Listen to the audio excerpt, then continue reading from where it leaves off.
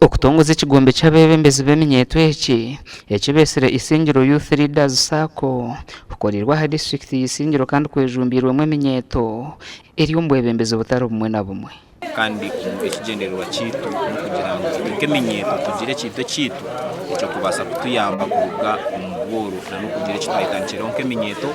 niitwe tukeetungura baleke kutumanyira aha minyeeto eriya ey'okushabiriza niitwe tube turi eminyeeto eine projects ezaayo ezeyetandikireho esente z'eminyeeto zone ziri kurebwa muri Isingiro district nitwenda kuchindura haramu wena arabe nayenda garuka kwata sente z'eminyeeto amanye ngo naza kwata waya y'amashanyarazi ekyo twaba warning tutwenda garuka kure sente ngo sente za mobilization izi nabaziri ntumanya ngo ine sente zimuzize za mobilization tukwenda kuzana no sente z'eminyeeto Byaruhanga Godfrey chairman w'ekigombe kyaberekero kubetebekanise okusembusa eminyeeto omu rugendo rw'okwetungura okugira ngo tweteke muri twe nk'abantu kwebicara nangu no kwekuza kandi tukoresa akasente kitu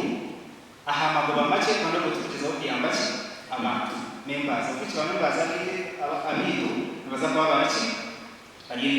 eminyeeto niyo kubitine capital yo kutandika irrigation scheme amezi kugarabe gabara ko turi muri Isingiro mu iburanya mezi teyine sente zo kutandika irrigation scheme umunyeeto tukubasa kugura ki high yielding varieties. So we are saying if this money comes, the youth and women should be first priority. Alex Byarugaba bakunda umunyishengero w'Isingiro y'amashumo birari y'umugenyi mukuru aha kutongoza uko asimira eminyeeto ahabwe ntebekaniseji ekibine kintu kiza kutuyamba kwika mu minyeeto hona hansi obwe tugezaho kuhindura ahambera zabo umuringo gw'entasya so ekinde kinana abagambira ngo eminyeeto teyine mirimo bingi hati so ekitushemerere ku embracing nanga kukwata munonga tukanyweza no kugira ngo twabaha ebikwato okurabira omukubaha skills nanga kubakozesa ebintu bibakubasa kukora nk'eby'emikono bakunda terire eminyeeto muranga okwetantara okubihwa by'obutegeki abarikwenda kubakoresa kurabyaho ebyabo bareke kutwarwa umuntu akakubiha ngo yakwaka